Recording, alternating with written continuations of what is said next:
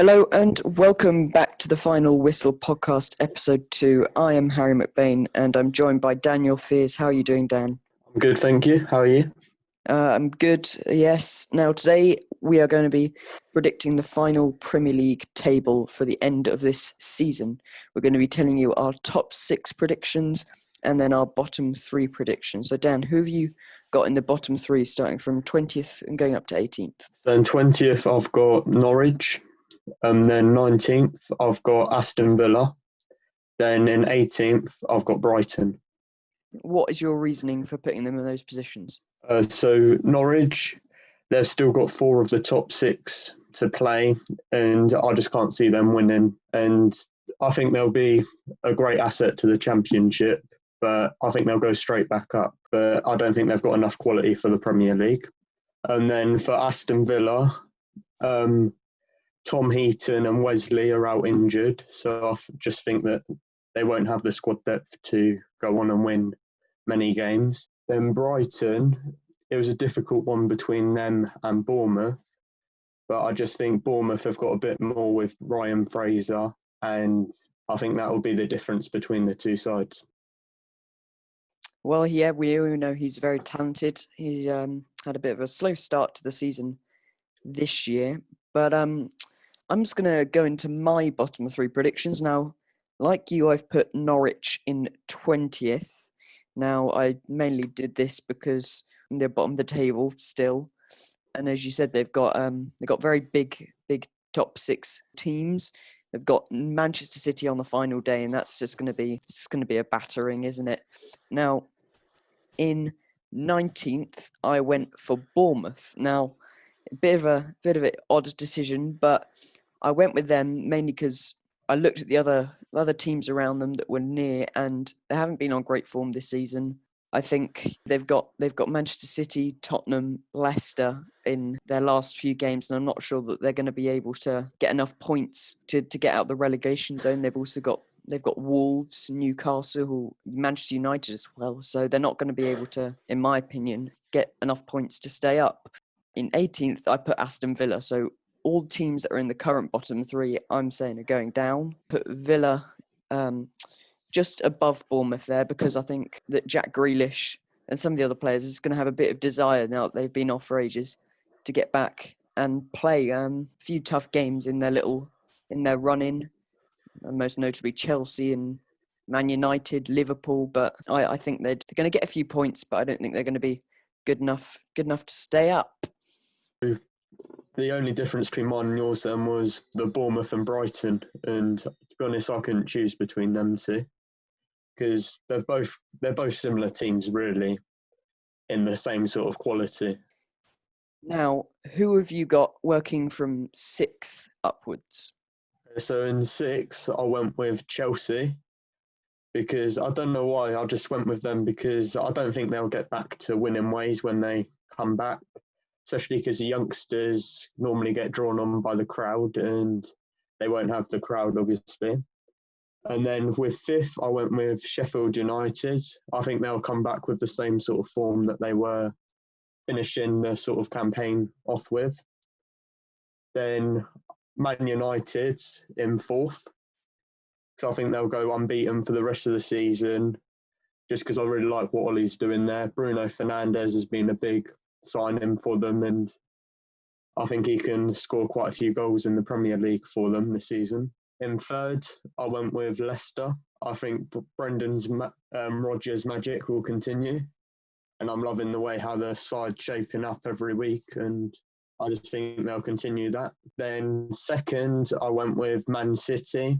I think they'll have an average end to the season, but I can't see them catching Liverpool, which then I'll put Liverpool in 1st. Now, of course, it said there that Sheffield United getting into your top 6. Now they've come up this season from the Championship. They've done very well. Do you think that is purely based off Chris Wilder being manager and the very British side, so not having to bring in these foreign players? Do you think if they had another manager, they would be in the same position? No, I don't. I think they're very similar to sort of Wolves in they're up there because of the manager. They don't have world-class players. They've made a couple of good signings. You wouldn't be able to go and stick one of them in your team of the season or something. They aren't that good, but they work well as a team.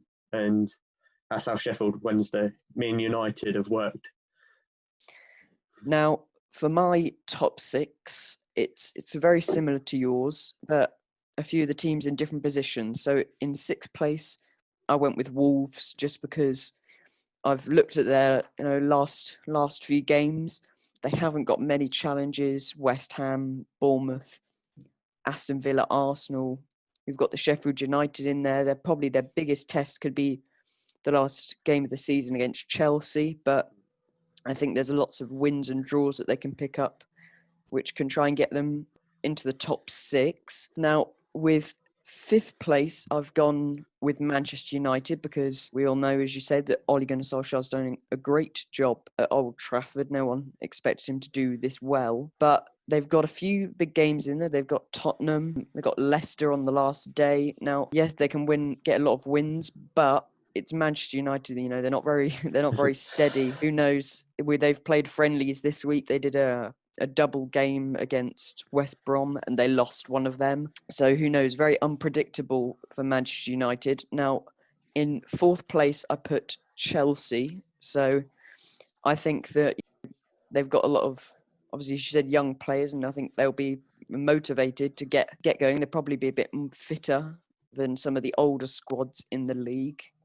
They've got some, like Manchester United, they've got some tough games. They've got Manchester City. They've also got Leicester, which could be a pivotal game for them. They've got Liverpool, but I think that Chelsea, they're going to come back strong. In my opinion, they're going to try and push for this top four, which would be great for Frank Lampard, especially as it's his debut season. Now, in third, I went with Leicester because why not? They've been in this position the whole of the season already, and I think that Brendan Rodgers is doing a great job there. He came down from Celtic, of course. They're going to be got a lot of good players in their squad, and I think they're going to be able to keep that Champions League spot. In second, I've got Manchester City, of course. They're not going to catch Liverpool. We all know that. Now, can Manchester City close this gap of, at the moment, Liverpool are on 82 points, City are on 57. So that's a big gap. But I do think they're gonna get up quite a lot of points because they're a strong team. They've worked well together. If you've watched the Amazon Manchester City documentary, you know the amount of energy that Pep Guardiola can bring to the squad. Now, of course, first we've got Liverpool. They're going to win the league. It's inevitable. Can they hit 100 points? Now, that would be an interesting one to try and see. Now, they're not going to have much of an issue in their final games. How many games do you think it will take Liverpool to win? Because obviously they only need 6 points. So yeah, how many more games do you think it would take them? I think it will take them only a couple of games. I think they'll go straight back into winning ways, especially because they lost to Watford previously. So I think they'll be wanting to try and redeem themselves, not thinking, hang on, we can't win this. They don't want to have that attitude. So, well, we saw the drive from Liverpool when, of course, they lost the Champions League final to Real Madrid about 2 seasons ago, and then in last year's Champions League, they came back even stronger. They had all this passion. I think that was mainly just because they felt that they were embarrassed, of course, by those fatal Loris Karius mistakes in the Champions League final, which is ever amusing. Now, Dan, we're gonna do a little game, and we've picked some key players for each side and who we think will be the most vital for their end of season campaign. Now we're going to take a guess at each other's players. Now, Dan, do you want to guess first, or do you want to have me guess your players? all right, you can guess my players first. Okay, so obviously you said we're going to do the bottom three and top six. So Yeah. Norwich at the bottom. I think yours is probably very similar to mine. I've put very similar. I think you've gone with Timu Pukki. Of course, he's the best striker in that bottom three. Shall I guess yours? Yeah, of course, go for it. I take it you went with the same as me, Timu Puki. Yeah, yeah, he's a quality striker. I mean, is he more suited to the Championship? I mean, it is probably good enough for both because we've seen him put in the goals this season, and I think Norwich need to keep him because if they go down, will he stay? I reckon he will. Do you think if they went down that Pookie would stay? I think he would because he's not particularly getting any younger. He's getting on a bit now, and I think he could bang away 20 goals next season in the Championship. Yeah. Now, of course, you also had Aston Villa in that bottom three. There's lots of strong players in the Villa side. Obviously, they've had a few injuries recently.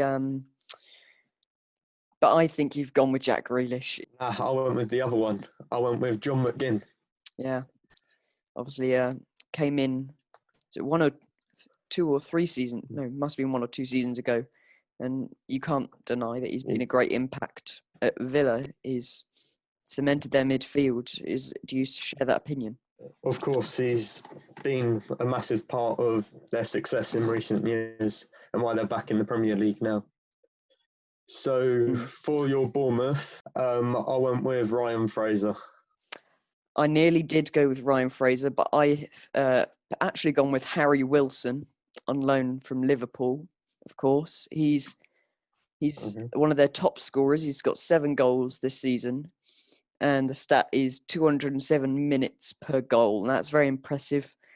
I didn't go with Ryan Fraser for a simple reason of he hasn't been at his best, and I think Harry Wilson's going to have a bit more energy in him. Now, you had Brighton in your bottom three. Now, let me think. I've got Brighton players. Obviously, they've got lots of strong players like Glenn Murray. They've also got, I think, Aaron Moyes there. So it's going to be a tough one to pick. But I'm going to go with Moy. Went with Matt Ryan, their goalie. Yeah, he's very good. Now, what's your reasoning for putting him in your key player role?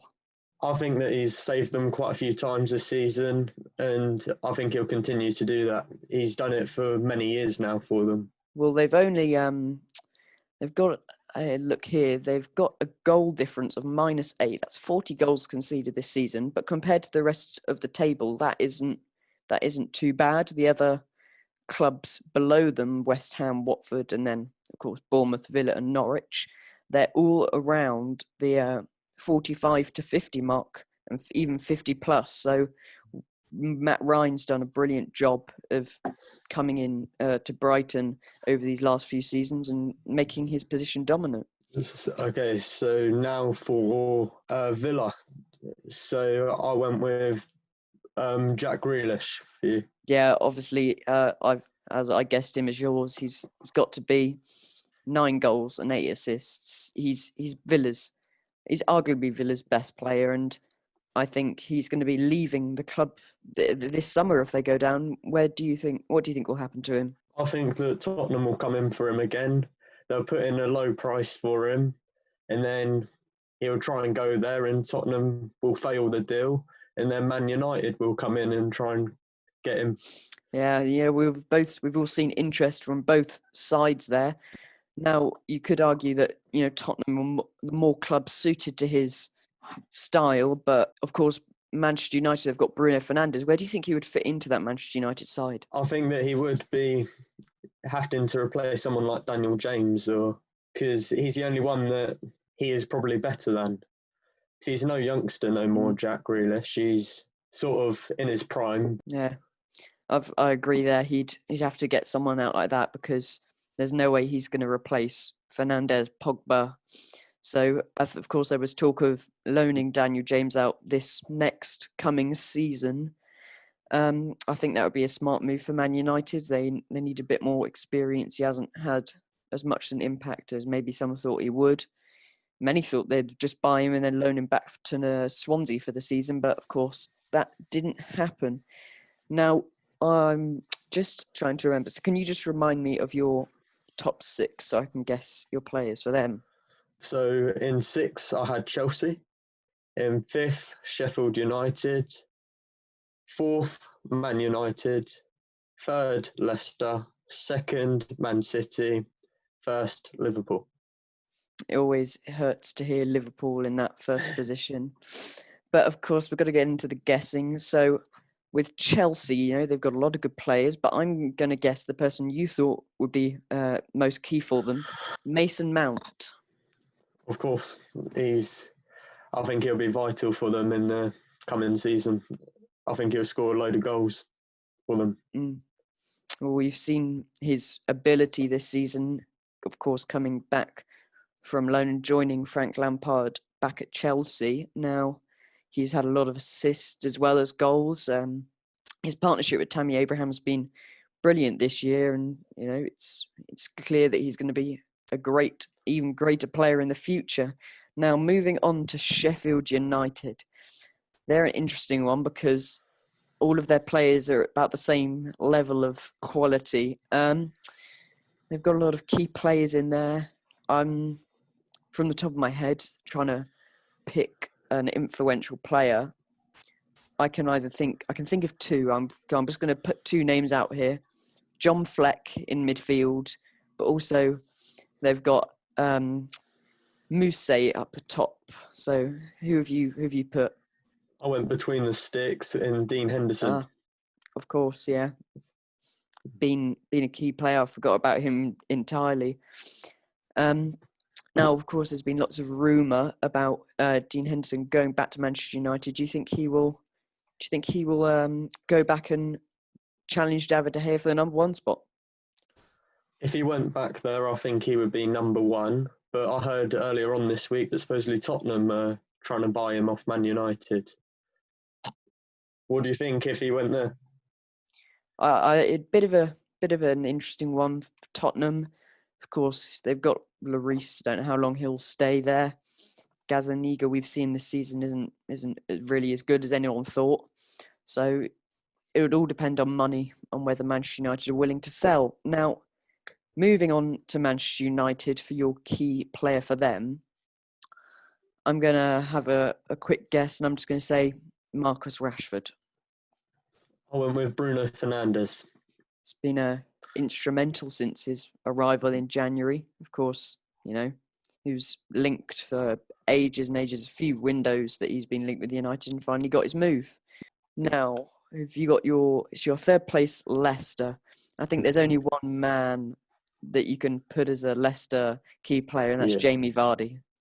Of course, he's going to bag 20 goals, I reckon, this season, and quality striker. Of course, he's in the run for the Golden Boot, mainly up against Aubameyang. Now, Manchester City, again, is a tough one. They've got lots of good players.